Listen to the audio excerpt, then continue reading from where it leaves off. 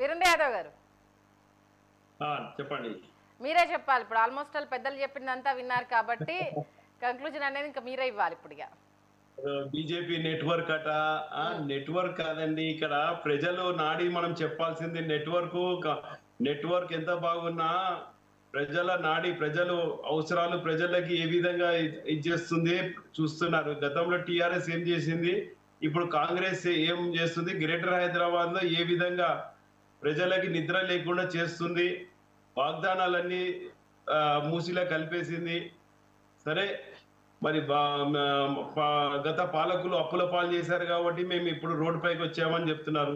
ఇది రోడ్డు పైన ఉందని తెలిసి కూడా మరి తీసుకున్నారు. మరి ఏ విధంగా ముందరికెళ్తారని మెయిన్ ఇక్కడ కాంగ్రెస్ ఎక్కడ వచ్చిందంటే అక్కడ మెయిన్ హెడ్ ఆఫీస్ కి, వాళ్ళ మెయిన్ హెడ్ ఆఫీస్ కి ట్యాక్సీలు కట్టాల్సి వస్తుంది.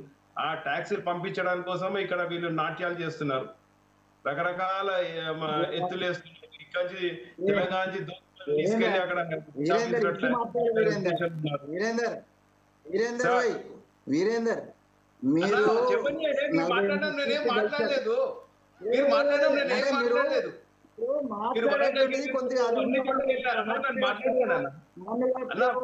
ఈ టాక్సీలు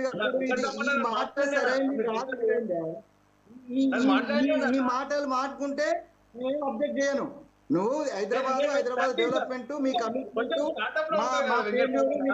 చెప్తే బాగుంటుంది. కానీ టాక్సీ కట్టడం తెచ్చిందే, టాక్సీ నరేంద్ర మోడీకి టాక్సీ కడుతున్నావా? మరి నువ్వు టాక్సీ కడుతున్నాడా?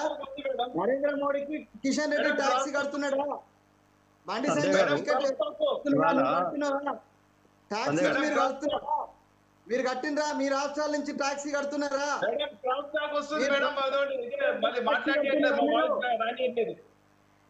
మాట్లాడద్దు, పిచ్చిగా మాట్లాడద్దు.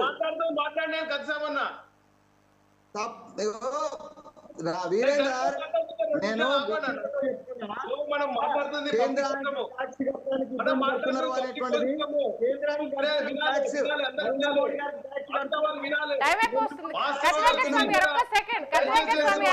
వీరేంద్ర గారిని కంప్లీట్ చేయనివ్వండి. ఒక్క సెకండ్ వీరేంద్ర గారిని కంప్లీట్ చేయనివ్వండి. ఆ పాడిందే పాడినట్టుగా పాడకూడదు. మాట్లాడినారు వీరేంద్ర గారు మాట్లాడండి. హైదరాబాద్లో ఇప్పుడు కాంగ్రెస్ వాళ్ళకి ఓటు మీ హక్కు ఎక్కడ ఉంది? మీ ఆరోపణ వెనక్కి తీసుకోండి. ఎందుకు ఇంత బుల్డౌజ్ చేస్తున్నారు నాకు అర్థమైతలే. ఎందుకు మీరు అంత అరే రేపు పొద్దున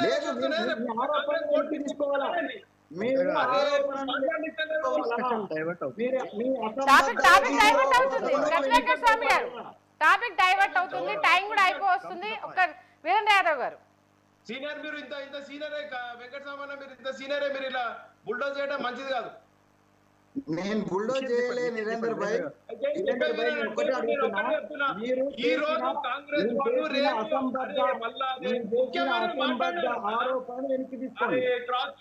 madam, this is not fair.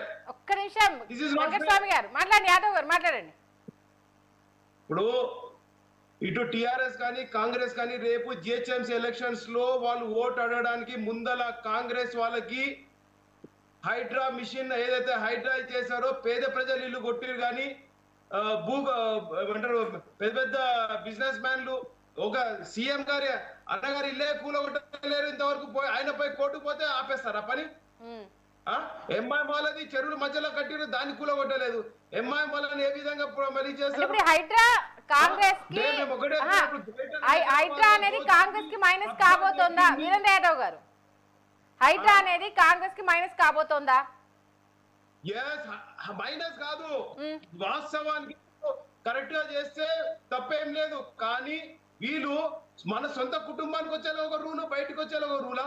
పేద వ్యక్తులు ఇల్లు లేక సరే నది ఒడ్డునో లేదా కాలు ఒడ్డునో ఏదో కట్టుకున్నారు, సరే వాళ్ళకి రిప్లేస్మెంట్ చేయాలి.